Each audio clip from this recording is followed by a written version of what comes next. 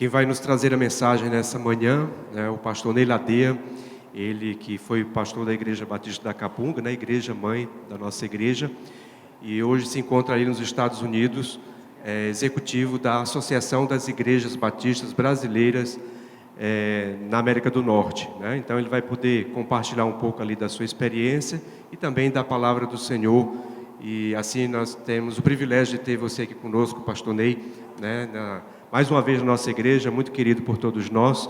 Então pode vir aqui à frente, né? Vou passar a palavra para você. Eu pedi a irmã Valdina que vem aqui à frente para orar pelo pastor Ney, por esse momento da mensagem, né? Pode vir, né? Nós vamos estar então tendo o privilégio de ouvi-lo e também poder compartilhar um pouco da obra missionária ali na América do Norte. Oremos, irmãos. Obrigada, Pai, por essa oportunidade que o Senhor nos dá de estarmos juntos, Pai, para te cultuar, para te adorar, para abrir o nosso coração na tua presença e dizer: Senhor, nos sonda, tu nos conheces tão bem, tu sabes o desejo que a gente tem de te agradar, mas às vezes a gente não consegue fazer da maneira mais correta, Senhor, da maneira que te agrada. Então, Senhor, ministra a nossa vida, abençoa, Senhor Deus, cada pessoa aqui, cada família representada, abençoa a vida do pastor Ney, Senhor, que está com essa incumbência dada por Ti, de nos trazer hoje a Tua palavra, ministrando a nós, Senhor, tudo aquilo que o Senhor tem feito na vida dele, através da vida dele. Então, Senhor, nos abençoa, nos guarda, e ser como pastor, Senhor Deus, que ele possa ser realmente, Senhor, ser o canal das Tuas bênçãos para a nossa vida nesta manhã. Em nome de Jesus. Amém. Glória a Deus.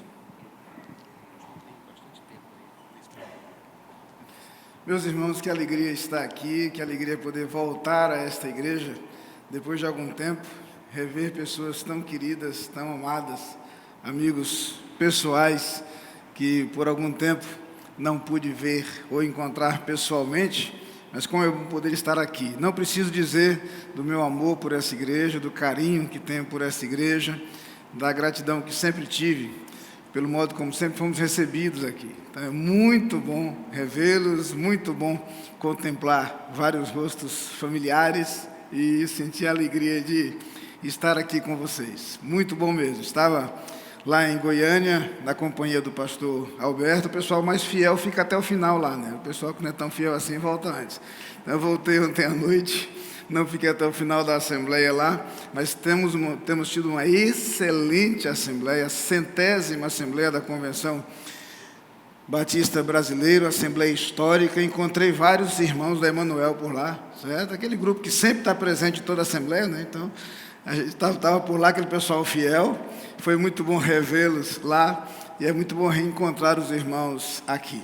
Entre os pontos altos da Assembleia está sempre, é claro, o momento missionário, a noite missionária. Na sexta-feira tivemos a noite missionária de missões mundiais, ontem de missões nacionais não foi possível acompanhar, mas nas notícias, nos relatórios, como é bom nos alegrar com aquilo que Deus tem feito em todo o mundo, com aquilo que Deus tem realizado na obra missionária. E aqui falo como missionário dos irmãos, missionário da Junta de Missões Mundiais, e falo com gratidão pelo apoio, pelas orações, pelo modo como os irmãos nos têm sustentado ali nesse início de ministério. Completamos em novembro 2 anos ali naquele campo e vislumbrando desafios gigantescos. Só lá para a gente ter uma ideia do que é alcançar o que temos a alcançar ali. Estamos trabalhando em 2 países maiores que o Brasil, cada um já maior que o Brasil. Estados Unidos, se considerar Alasca, já é maior que o Brasil, mas o Canadá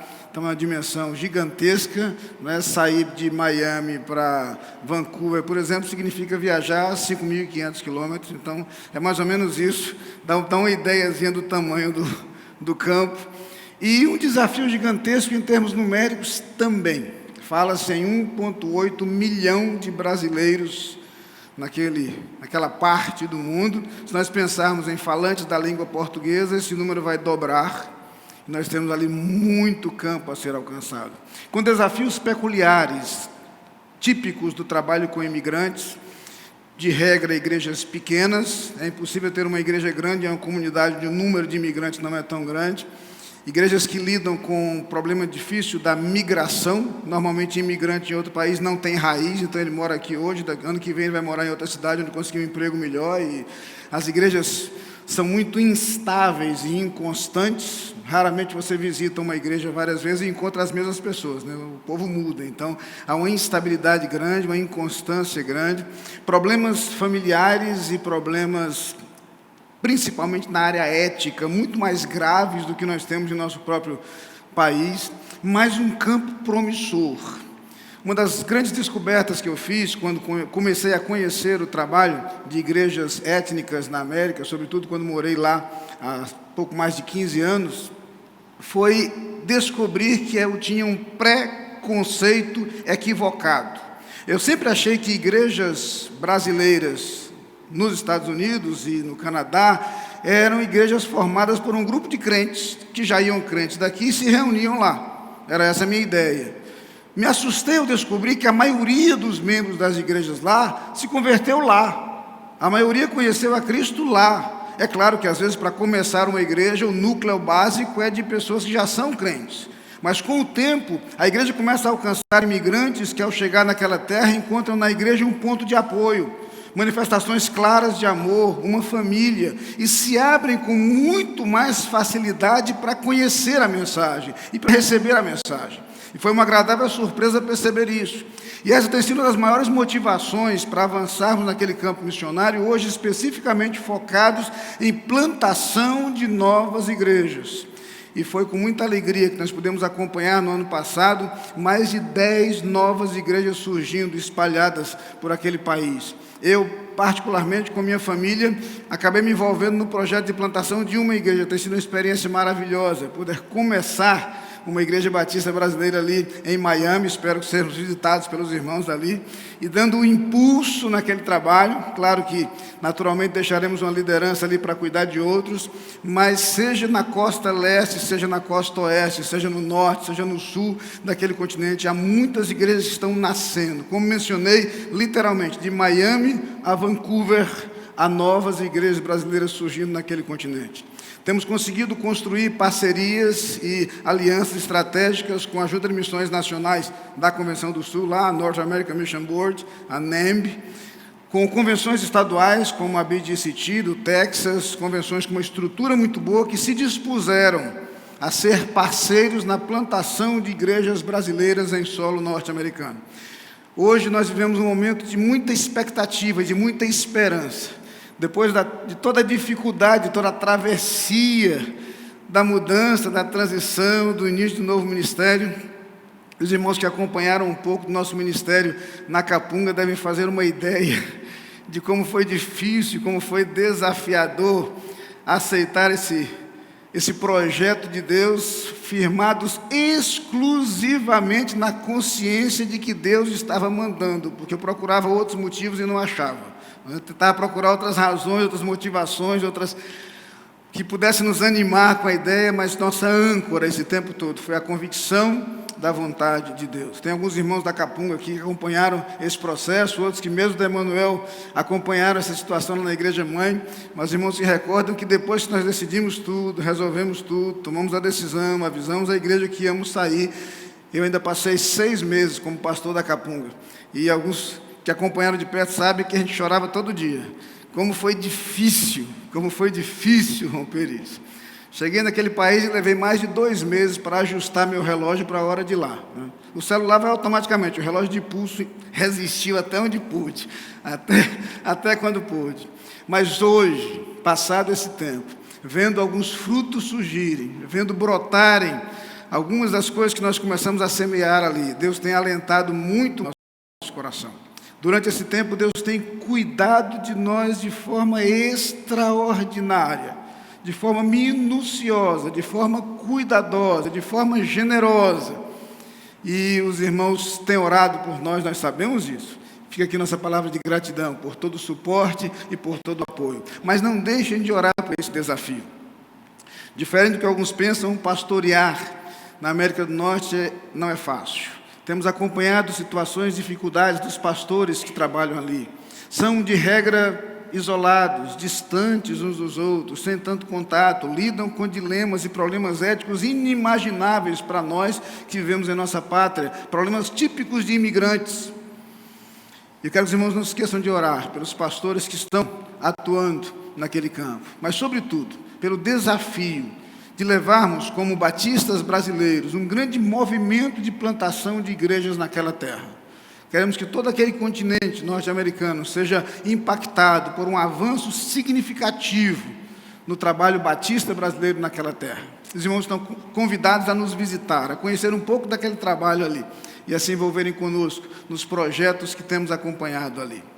A Junta de Missões Mundiais da Convenção Batista Brasileira é, sem dúvida, um dos orgulhos do povo batista brasileiro.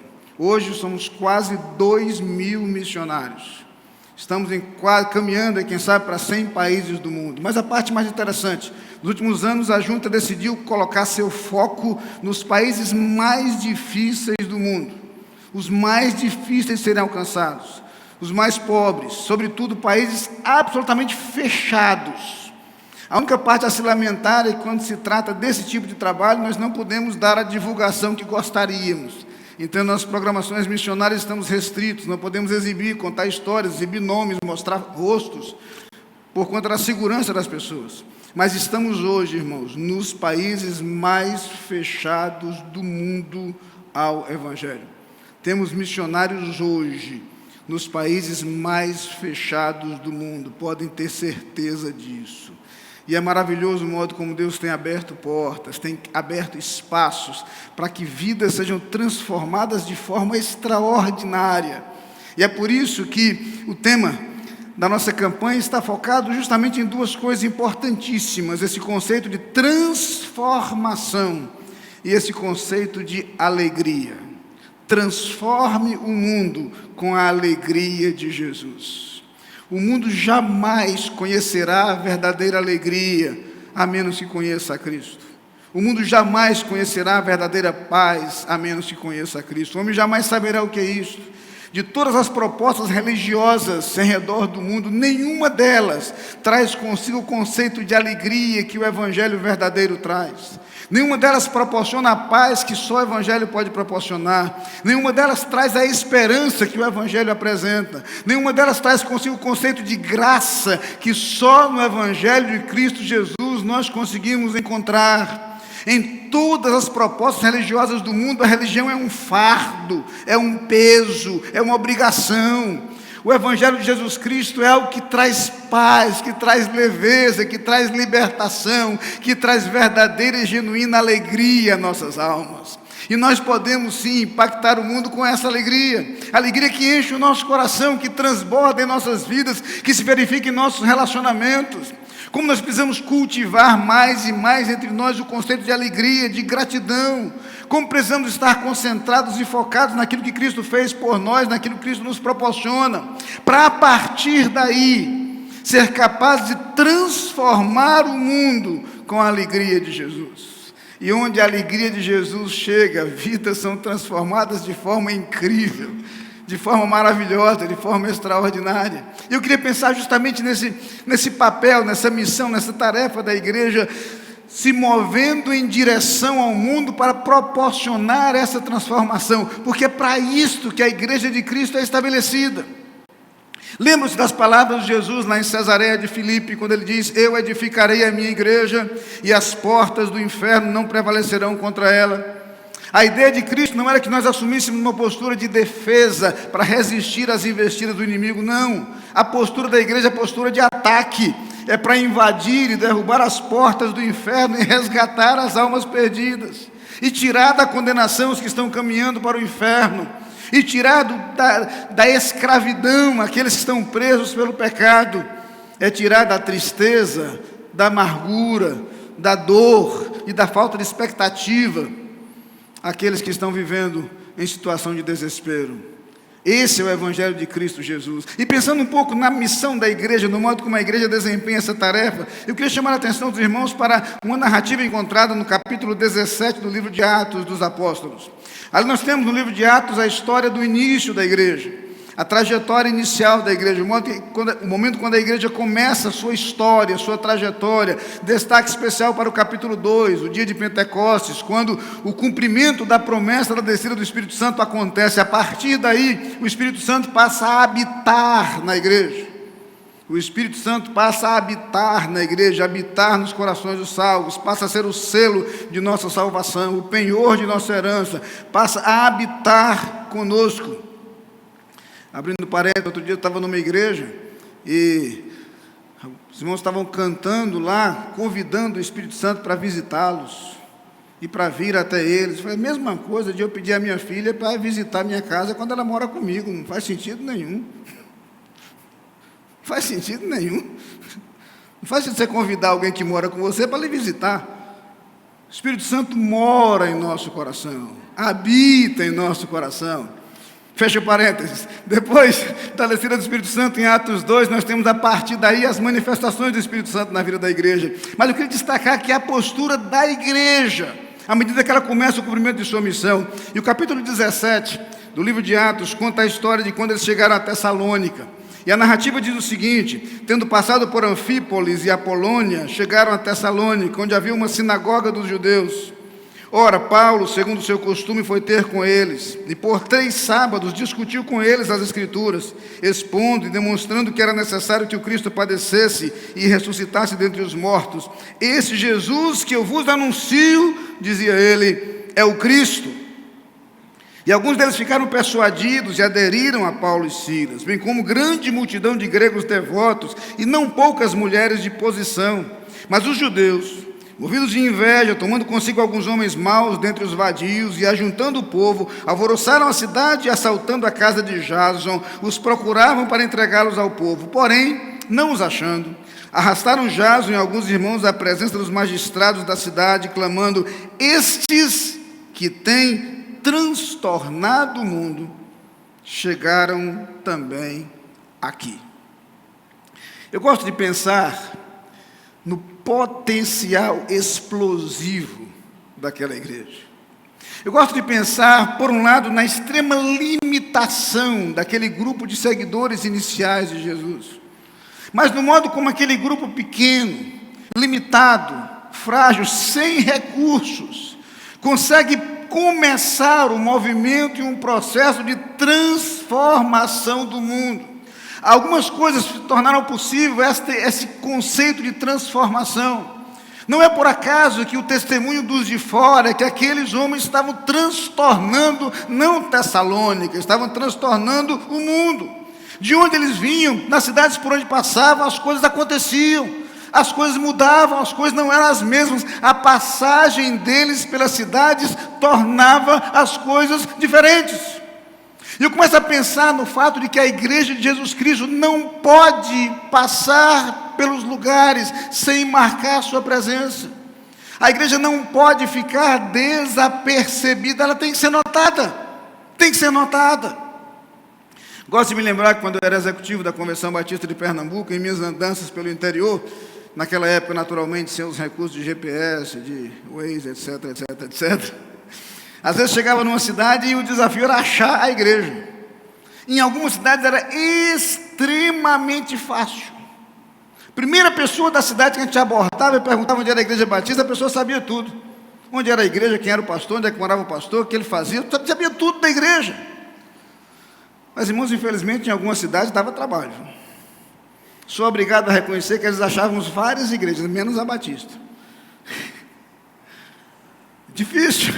Complicado quando a igreja não marca presença, quando a igreja não faz diferença, quando a igreja não é notada, não é visível, não é percebida, não. Aqueles homens, onde eles chegavam, transtornavam o ambiente, mudavam o ambiente. E o estudo do livro de Atos dos Apóstolos nos ajuda a perceber que há algumas razões para isso. Há algumas coisas que nós identificamos naqueles homens que precisam servir de referência para nós, que precisam ser vistas como modelo para nós, que precisam ser imitadas por nós. E vamos perceber então que eles transtornavam e impactavam o lugar onde chegavam, primeiro por sua ousadia. Às vezes eu tenho vontade de viajar no tempo e acompanhar de perto algumas cenas do Evangelho.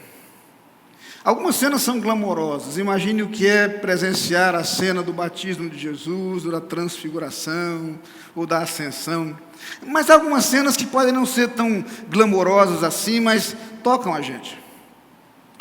Uma das cenas que sempre me impressionou foi o momento em que Pedro, aquele camarada que parecia até ser corajoso, negou que conhecia a Jesus. Quem já foi à Palestina certamente visitou a chamada igreja do Galicanto, uma igreja erigida onde se supõe no lugar onde Pedro negou que conhecia Jesus. Há uma escultura ali, uma coluna, no alto da coluna um galo, e alguns personagens, há um soldado, a criada, algumas pessoas que representando aquela cena, certo? E vocês se lembram bem, quantas vezes o galo cantou mesmo? Na minha Bíblia só tem uma. Pode estar faltando.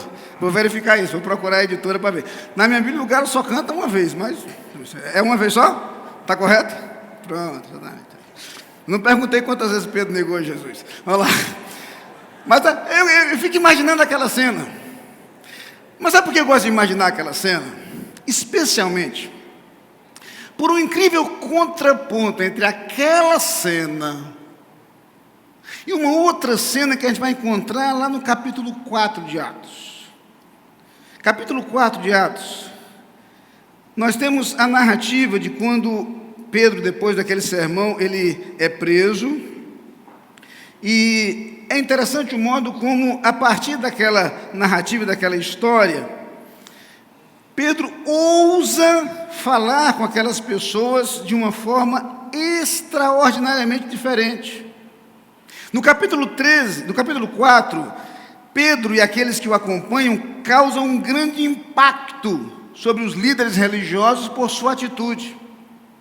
Vejam o que acontece no capítulo 5, a partir do versículo 27, o momento em que eles são apresentados diante do sumo sacerdote, a maior autoridade religiosa e, de certa forma, política entre os judeus. Versículo 27 diz assim: trazendo-os, apresentaram ao conselho, e o sumo sacerdote os interrogou, dizendo: não vos admoestamos nós, expressamente, que não ensinasseis nesse nome, e eis que enchestes Jerusalém dessa vossa doutrina, e quereis lançar sobre nós o sangue desse homem. Porém, respondendo Pedro e os apóstolos, disseram: mais importa obedecer a Deus do que aos homens. O Deus de nossos pais ressuscitou a Jesus, ao qual vós matastes, suspendendo-o no madeiro. Já parou para reparar que a mesma pessoa que não teve coragem de admitir que conhecia Jesus diante de uma criada, agora encara o sumo sacerdote e diz: vocês crucificaram a Jesus e o nosso Deus, o Deus de nossos pais, o ressuscitou. Eu tenho que corrigir, não é a mesma pessoa. Não pode ser a mesma pessoa. Eu costumo dizer o seguinte: se eu não tivesse nenhuma outra razão para acreditar que Jesus ressuscitou, isso seria suficiente. Porque a visão do Cristo ressuscitado transformou aquele homem de alguém que sequer tinha coragem de admitir que conhecia Jesus diante de uma criada, a alguém que agora corajosamente encara o sumo sacerdote e diz: vocês o crucificaram, Deus o ressuscitou. A autoridade presente na postura de Pedro é encantadora, é fascinante. No capítulo 4 que mencionei, versículo 13, tem uma expressão interessante, diz assim: as pessoas, aqueles homens, reconheceram que eles haviam estado com Jesus. Não tinha outra explicação. Não tinha outra explicação. A coragem daqueles homens é algo extraordinário. E o que encanta ao perceber a postura dessa igreja no início é justamente essa ousadia, a despeito de toda a pressão, a despeito de toda a perseguição, apesar de toda a autoridade tentando impedi-los de avançar, nada consegue calá-los, nada consegue calá-los. Sem querer ser exaustivo, eu queria só mencionar o seguinte para vocês, citando alguns textos rapidamente. Capítulo 4, versículo 13 diz assim: então eles, vendo a ousadia de Pedro e João, e informados de que eram homens sem letras e indoutos, maravilharam-se e reconheceram que haviam estado com Jesus. Versículo 29 do mesmo capítulo 4 diz assim: agora, pois, ó Senhor, olha para as suas ameaças e concede aos teus servos que falem com toda a ousadia a tua palavra. Versículo 31, e tendo orado, moveu-se o lugar em que estavam reunidos, e todos foram cheios do Espírito Santo e anunciavam com ousadia a palavra de Deus. Versículo 46 do capítulo 13 de Atos: mas Paulo e Barnabé, usando de ousadia, disseram: era mistério que a vós se vos pregasse primeiro a palavra de Deus, etc, etc. Capítulo 26, versículo 26, porque o rei, diante de quem falo com ousadia, sabe estas coisas, pois não creio que nada disso lhe é oculto, etc, etc. Segunda carta de Paulo aos Coríntios, capítulo 3, versículo 12: tendo, pois, tal esperança, usamos de muita ousadia no falar. Eu poderia continuar citando outros textos. Em todas essas referências, uma palavra comum: ousadia. Aquela era uma igreja arrojada, corajosa, disposta. A igreja não se intimidava. Convém lembrar que logo depois desses tempos começa a perseguição cruel. O final do primeiro século, o início do segundo século, os séculos seguintes, é um período de tremenda perseguição sobre a igreja. A igreja sofre profundamente, mas sofre com uma fidelidade extraordinária. Era uma igreja cuja característica, cujo traço era a ousadia. Uma igreja que não se intimidava, uma igreja que mostrava a cara, que apresentava a sua mensagem com coragem. A igreja de Cristo tem que ser intrépida no seu agir, tem que marcar presença, tem que fazer diferença.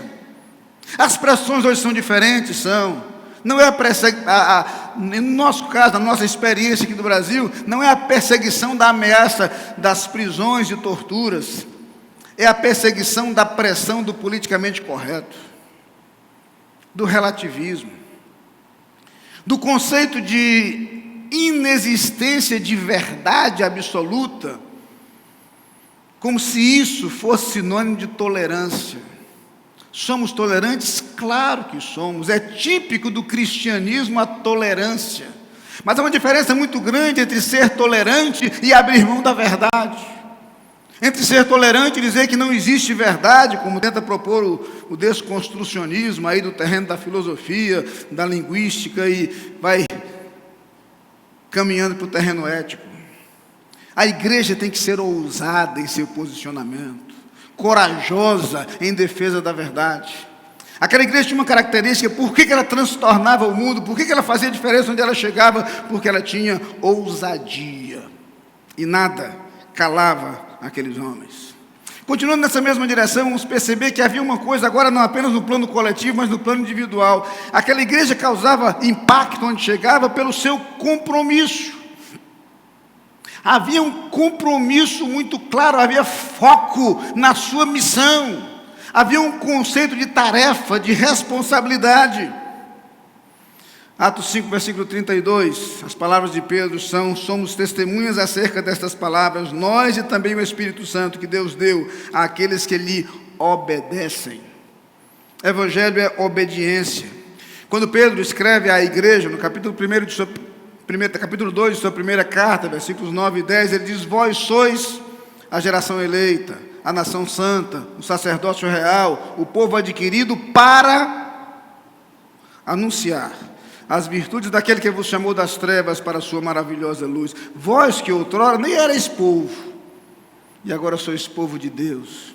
Vós que não tinhais alcançado misericórdia, e agora a tendes alcançado. Irmãos, há duas coisas inseparáveis: nossa identidade e nossa missão.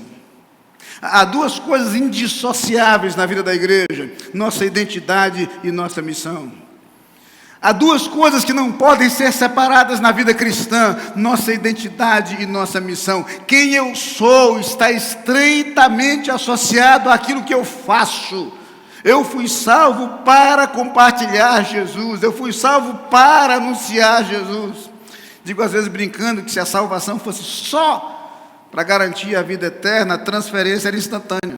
A gente se convertia e ia para o céu. Se você está aqui é porque tem uma missão. tem uma tarefa. E sem que soe como ameaça, pode ser que, se não estiver disposto a cumpri-la, Deus lhe leve. Vai ficar fazendo o que aqui?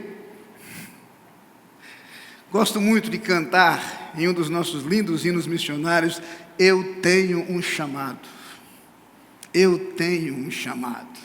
Como é bom ter essa consciência, essa convicção. Aqueles homens tinham isso muito claro em sua mente, muito claro em seu coração. A igreja existia com um foco, com uma razão de ser. Eu sei, a igreja inclui muitas atividades, muitas programações, muitas coisas. Há muitas áreas de atuação da igreja, sim, mas todas elas precisam caminhar numa mesma direção. Fomos salvos para anunciar as virtudes daquele que nos chamou das trevas para a sua maravilhosa luz. Nada pode nos demover desse alvo, nada pode nos desviar desse foco, nada pode nos distanciar desse projeto. Aqueles homens tinham consciência muito clara de sua missão, de sua tarefa. Versículos 18 a 20 de Atos 4 dizem assim: e chamando-os, as autoridades os chamaram, disseram-lhes que absolutamente não falassem nem ensinassem no nome de Jesus. Respondendo, porém, Pedro e João lhes disseram: julgai vós, se é justo diante de Deus, ouvir-vos antes a vós do que a Deus, porque não podemos deixar de falar do que temos visto e ouvido. Não podemos, não adianta. Vocês não vão nos impedir de falar. Vocês não vão nos impedir de cumprir nossa missão. Vocês não vão nos impedir de realizar nossa tarefa. Isso é nossa razão de viver. É nossa razão de ser. É nosso alvo maior. É o que confere significado à nossa vida. Entende isso? O que confere significado à nossa vida é nossa missão. Por isso as palavras de Paulo no capítulo 20 de Atos, quando ele se dirige aos pastores de Éfeso e diz assim: porque em nada considero a minha vida como preciosa para mim mesmo, contanto que cumpra a minha carreira e o ministério que recebi do Senhor Jesus Cristo para dar testemunho do Evangelho da graça de Deus. Esse Paulo pode chegar ao final de sua vida e em sua última carta escrever assim: combati o bom combate, acabei a carreira, guardei a fé, missão cumprida. Minha vida tinha um foco. A partir do momento que eu conhecia Jesus, e eu vivi em função dessa missão. Irmãos, aquela igreja fazia diferença por isso, porque estava muito claro na mente daqueles homens o chamado de Deus. Estava muito clara a sua vocação, como nós precisamos estar mais conectados com nossa missão como crentes e como igreja. Como precisamos valorizar isso como a razão de ser de nossa existência. E nós colocamos lado a lado a convicção que vem da palavra de Deus e a paixão que vem de nossa experiência. E caminhamos juntos no cumprimento de nossa missão. Mas aquela igreja não apenas causava impacto por sua ousadia e por seu compromisso. Aquela igreja causava impacto também por sua mensagem. Porque na verdade, e aí vem um segredo. Você vai encontrar pessoas obstinadas em vários terrenos ideológicos, mas você nunca vai encontrar pessoas que tenham o poder transformador que o Evangelho tem. O que fazia diferença na vida e na história daqueles homens era que eles carregavam o Evangelho, que é poder de Deus. As palavras de Paulo aos Romanos são exatamente essas, no capítulo 1, versículo 16. Não me envergonho do Evangelho de Cristo, porque é poder de Deus para a salvação de todo aquele que crê. Paulo tinha uma clareza do poder transformador daquele evangelho, até porque aquele evangelho primeiro transformou a vida dele. Ele sabia o que aquele evangelho era capaz de fazer por sua própria experiência. Mas então ele começara a pregar aquele evangelho, ele vira esse poder transformador se manifestando na vida dos outros. Ele vira o modo como esse evangelho podia mudar tudo. Não existe mensagem poderosa como a mensagem da igreja. Não existe mensagem capaz de provocar transformação como a mensagem do evangelho. Não é por acaso que essa mensagem mudou a história. Essa mensagem transforma vidas, esta mensagem transforma sociedades, esta mensagem transforma circunstâncias, esta mensagem transforma a história, e a igreja tem consciência disso.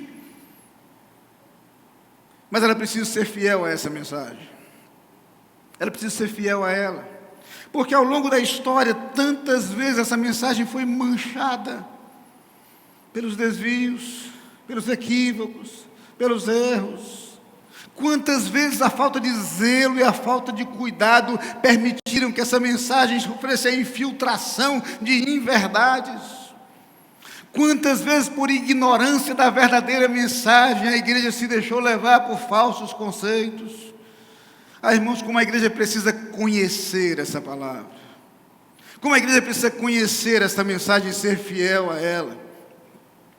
Gosto muito de ler o apóstolo Paulo, e algumas vezes Paulo dá alguns conselhos.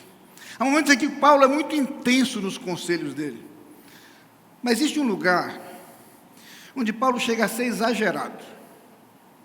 Quando Paulo escreve a segunda carta a Timóteo, no capítulo 4, ele diz assim: conjuro-te por Deus e por Cristo Jesus, que há de julgar os vivos e os mortos, pela sua vinda, pelo seu reino, prega a palavra.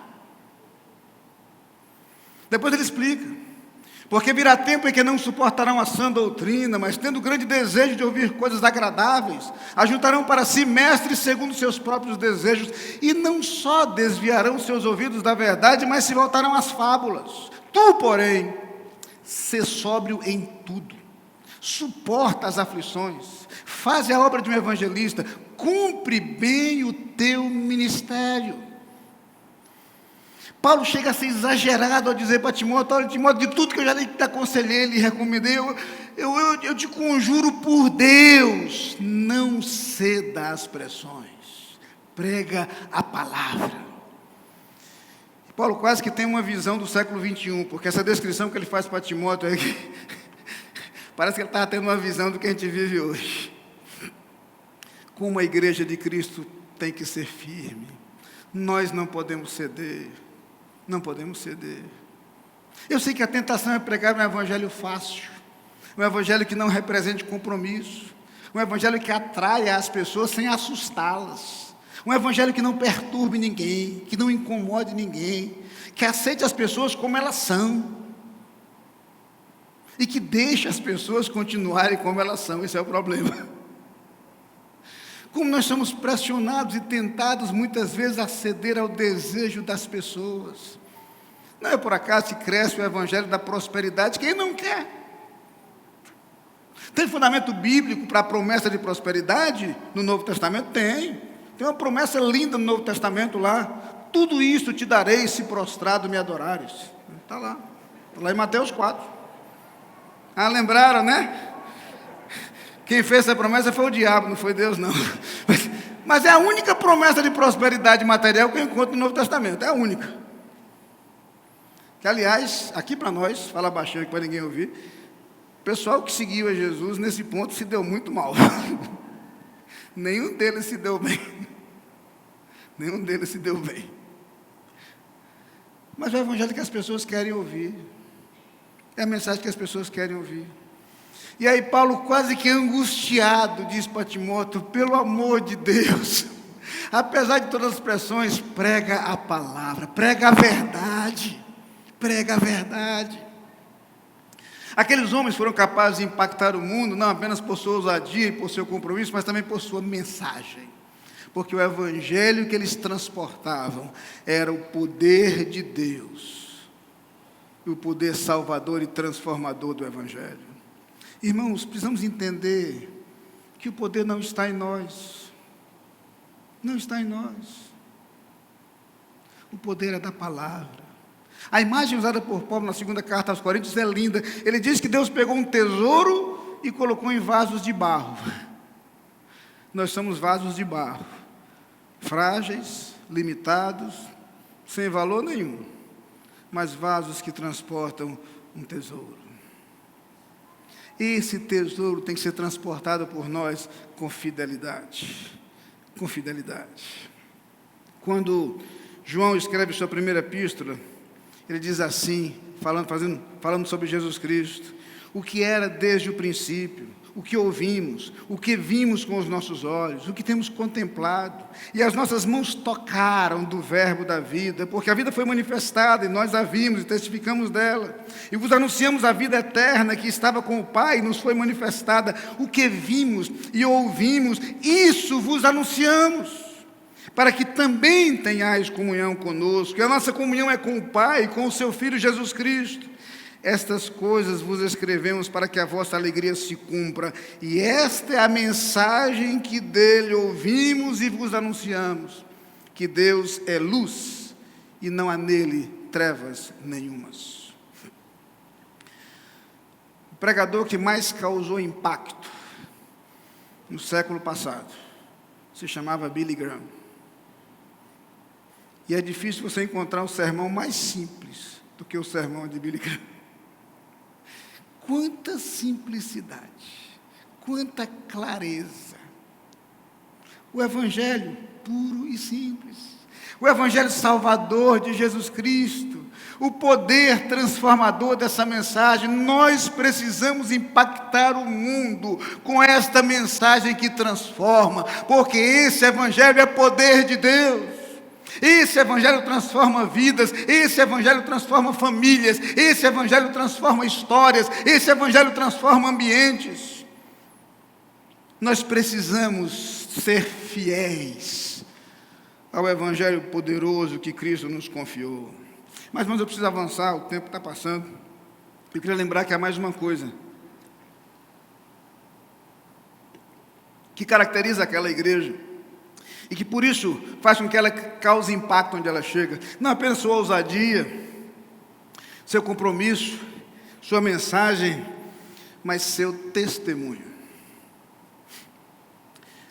Aprendemos nas Escrituras, e a história e a experiência ratificam, que o que torna poderosas as palavras é a harmonia entre aquilo que nós falamos e aquilo que nós vivemos.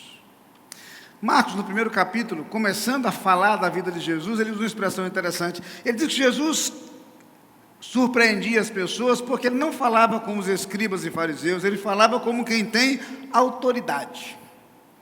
Sabem qual era a maior fonte de autoridade de Jesus? É que as suas palavras estavam em perfeita harmonia com aquilo que ele fazia. Jesus podia falar de amor porque ele era movido de íntima compaixão o tempo todo. Jesus podia falar de humildade porque ele veio para servir. Jesus podia falar sobre aquelas coisas com a autoridade de quem vive aquilo que prega. Ninguém seria capaz de pregar o sermão do monte com a autoridade que Jesus pregou. Autoridade. Quando as nossas palavras são ratificadas, são confirmadas por nossa vida, elas ganham poder. Elas ganham força. Paulo um dia, ousadamente disse assim: sede meus imitadores, como eu sou de Cristo. 1 Coríntios 11, versículo 1. Eu confesso a vocês que eu tenho um pouquinho de trabalho para entender o que Paulo está querendo dizer. Camarada corajoso. Ele está querendo dizer que ele é perfeito. Aí você começa a ver outros textos de Paulo. Ele diz que é o principal dos pecadores, que a carne luta contra o espírito, que o que ele quer fazer ele não faz, o que ele não quer fazer ele faz. Então em nenhum momento Paulo parece ser um camarada que se acha. Não é disso que ele está falando. Quando Paulo diz, sede meus imitadores, como eu sou de Cristo, ele pinta um quadro na mente da gente. Ele diz assim: olha, eu tenho um referencial, eu tenho um alvo, eu tenho alguém que eu imito, que eu copio, que me ensina todas as coisas. Eu tenho alguém com quem eu quero me parecer cada dia mais. Faça a mesma coisa que eu. Me imite nisso. Faça a mesma coisa que eu. Exatamente como eu sou imitador de Cristo, seja também. Tem esse mesmo referencial. Faça isso. Irmãos, nós precisamos de uma igreja que se pareça mais com Cristo. Simples assim. Uma igreja que tenha os traços do caráter de Cristo.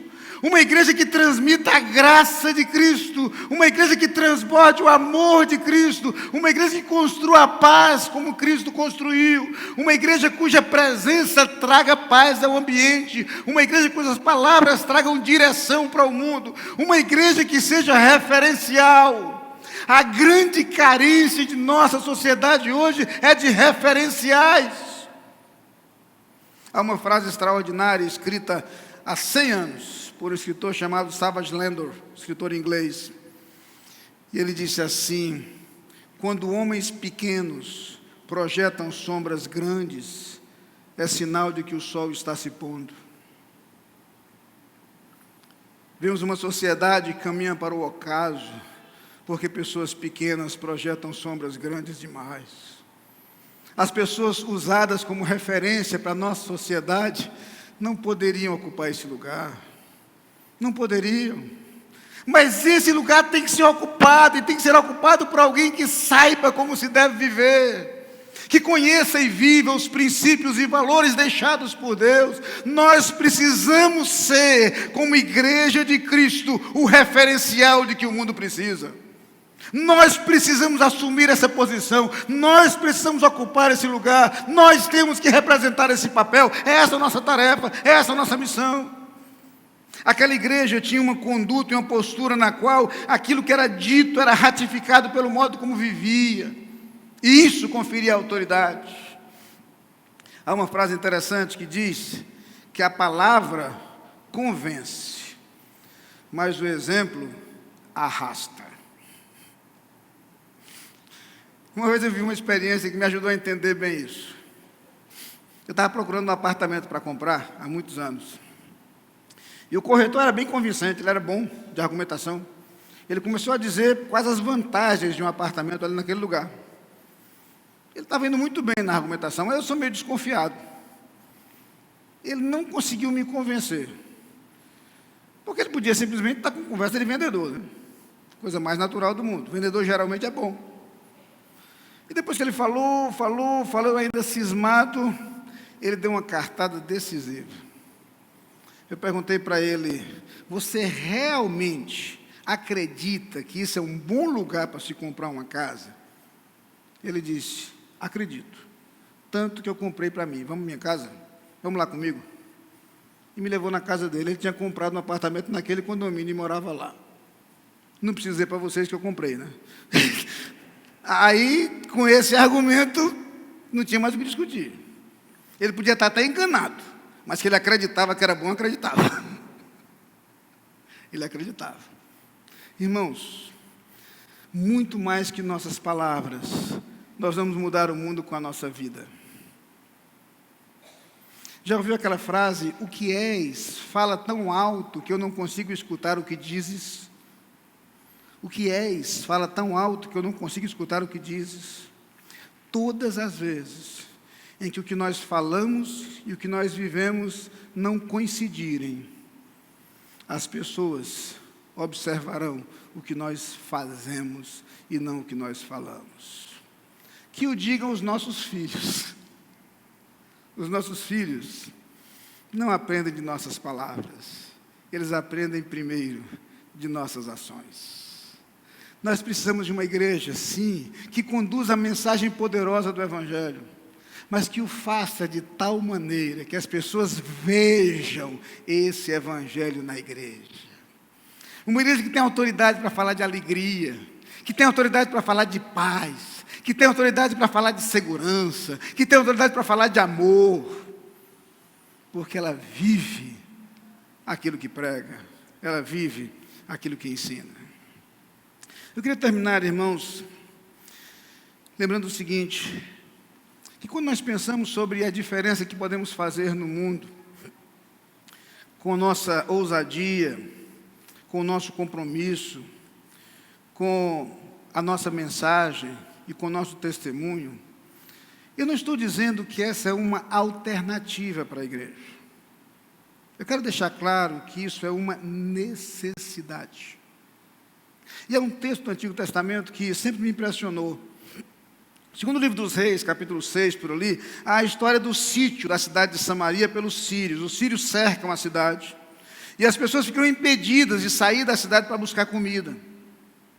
Com isso, a fome que assola a cidade é terrível. É uma história de sofrimento, não gosto nem de mencionar os detalhes, são cruéis. Há muito sofrimento por conta da fome na cidade. Deus providencia o livramento. Deus expulsa do arraial dos sírios todos eles, de forma extraordinária. E o cenário agora é esse: os inimigos foram embora, mas o povo da cidade não sabe. E continua morrendo de fome. E a Bíblia conta então que 4 leprosos estavam à porta da cidade, do lado de fora da cidade, claro, eram leprosos. E eles começaram a conversar uns com os outros e disseram assim: olha, se a gente ficar aqui, a gente vai morrer de fome. Se a gente entrar na cidade, vai morrer de fome também. Vamos até o arraial dos inimigos. Se eles nos deixarem viver, viveremos. Se eles nos matarem, tão somente morreremos. Prejuízo nenhum. A gente não tem nada a perder. Vamos lá. Vamos lá. Ninguém vai ganhar ou perder. Bem, se alguém ganhar ou perder, não vai ganhar nem perder. No caso deles, eles não tinham nada a perder. Eles vão lá para o arraial dos sírios. E quando chegam lá, descobrem o livramento. E eles se encantam com o que veio. Não apenas os inimigos foram embora, como deixaram tudo. Fartura, abundância, comida, riqueza. Eles começam a curtir aquilo tudo. Até que eles se apercebem do erro que estão cometendo. E eles dizem uns para os outros: não fazemos bem. Este dia é dia de boas novas e nós nos calamos. Se esperarmos até o romper da manhã, seremos tidos por culpados. Eles simplesmente perceberam que tinha gente morrendo, e morrendo, e morrendo, e morrendo de fome na cidade, quando havia alimento com fartura para todo mundo. E eles sabiam disso, e estavam calados. E muitas vezes eu me projeto naqueles homens, e me vejo como crente em Cristo, como igreja de Cristo, fazendo a mesma coisa. A cada dia, a cada hora, a cada minuto, as pessoas estão caminhando para o inferno, sem esperança, sem salvação. Pessoas que eu nunca conheci, nunca vou conhecer, mas pessoas que eu conheço, mas que não conhecem a Jesus. Eu não posso me calar, eu não posso continuar assim. Talvez Deus esteja colocando agora em sua mente, em seu coração, a imagem de alguém, ou a imagem de algumas pessoas que você conhece, e para as quais você nunca falou de Jesus. E talvez você não tenha uma próxima oportunidade. Você não sabe quando essa pessoa vai partir. Eu queria lhe desafiar a falar de Jesus para alguém, ainda hoje. É difícil falar pessoalmente? Fale pelo WhatsApp. Escreva, telefone. Faça isso. Não permita que alguém que você conhece, alguém com quem você convive, viva sem a oportunidade de entregar a sua vida a Jesus. Não deixe isso acontecer. Não deixe isso acontecer. Seus familiares, seus colegas, seus amigos, eles precisam de Jesus. Você acredita que só Jesus Cristo salva? Viva como se acreditasse. Faça isso. Só Jesus Cristo salva. A Bíblia é tão clara quando diz isso. Uma igreja que causa impacto é uma igreja que realmente se importa com as pessoas perdidas. E se importa mais com a vida dos perdidos do que com sua própria vida. Por isso a igreja de Cristo se sacrificou. Por isso houve tantos mártires. Porque eles entenderam que qualquer preço valia para levar a mensagem de salvação às pessoas. Que preço você está pronto a pagar? Que preço você tem pago? Curve sua cabeça. Queria convidá-lo a falar com Deus nesse instante. Queria que primeiro você dissesse para Deus da sua gratidão pela salvação que você tem em Jesus Cristo. Quanto isso lhe custou? Nada. O preço Cristo pagou. É presente, é dádiva, é graça de Deus. Agradeça a Deus agora a salvação que Jesus lhe proporcionou. Agradeça a alegria de ter Jesus presente em sua vida todos os dias. Agradeça a certeza da vida eterna. Mas agora se coloque diante de Deus e entenda que você tem uma missão. Você tem um chamado. Você tem uma tarefa. Eu quero que agora você se coloque diante de Deus e diga: eu quero fazer a minha parte. Eu quero que pessoas conheçam a Jesus através da minha vida. Eu quero chegar ao final da minha vida podendo olhar para trás e sabendo que, de alguma forma, em algum momento, Deus usou a minha vida para salvar outras pessoas. Eu quero viver de tal maneira que o que confere significado e valor à minha vida seja levar Jesus para as pessoas. Eu quero me lembrar todos os dias das pessoas perdidas e quero orar por elas. Pessoas que eu conheço, ou pessoas que eu nunca vou conhecer, que estão do outro lado do mundo. Eu quero orar pela salvação das pessoas. Eu quero participar da obra missionária, seja em minhas orações, seja como missionário voluntário, seja com minhas ofertas, seja com a adoção missionária, mas eu quero tomar parte nisso. Eu não posso deixar que a minha vida vá, minha vida passe, sem que eu tome parte no projeto de Deus de salvar vidas. Eu quero tomar parte nisso. E peça a Deus que lhe mostre agora de que maneira você pode tomar parte nisso. Você também quer fazer parte desse exército de Deus que transtorna o mundo com o evangelho transformador de Cristo. Você quer tomar parte no projeto de Deus de salvar vidas, que é tão prioritário para Deus que Ele enviou seu Filho para morrer pela salvação de vidas, pela nossa salvação. E diga para Deus que está pronto a tomar parte nesse projeto e a ser instrumento nas mãos dEle, para que essa obra continue. Peça a Deus que coloque em sua mente agora, em seu coração, a imagem e o nome de pessoas que você conhece, mas que não conhecem a Jesus. E assuma diante de Deus agora o compromisso de falar de Jesus para essas pessoas. Compromisso de orar por essas pessoas até o momento em que Deus vai lhe dar a oportunidade, você vai falar de Jesus para elas. E eu lhe garanto que nenhuma alegria se compara à alegria de ver alguém salvo por Jesus Cristo através da sua vida. Ah, quanta alegria isso traz. Pai querido, nós nos colocamos diante de Ti nesse instante, primeiro, gratos pela salvação que não merecemos, mas que Cristo nos proporcionou, salvação eterna em Cristo Jesus. Mas também nos colocamos diante de Ti, Senhor, para pedir perdão. Perdão porque os dias passam, a vida passa, e nós permitimos que as oportunidades se vão, sem sermos instrumentos Teus, para levar essa mensagem transformadora do Evangelho à vida das pessoas. Eu quero Te pedir perdão pelas pessoas que nós conhecemos e que hoje já partiram para a eternidade e para as quais nós nunca falamos de Jesus. Perdoa-nos, Senhor. Mas eu quero pedir, Senhor, que nesse instante Tu tomes a nossa vida. Nós queremos nos colocar no Teu altar, queremos ser instrumentos Teus. Reconhecemos sim nossas fragilidades, reconhecemos nossos erros, nossos pecados. Reconhecemos, Senhor, que somos muito pequenos diante da tarefa, diante da missão. Não sabemos como fazer muitas vezes. Mas Tu prometes na Tua palavra estar ao nosso lado. Tu prometes na Tua palavra colocar as palavras em nossa boca. Tu prometes fazer. Então nós nos colocamos no Teu altar para dizer: toma a nossa vida, toma o nosso tempo, toma as nossas oportunidades, toma os nossos recursos, toma tudo o que somos e tudo o que temos nas Tuas mãos. Realiza a Tua vontade em nós, realiza a Tua vontade através de nós. É a oração que fazemos no nome de Jesus. Amém.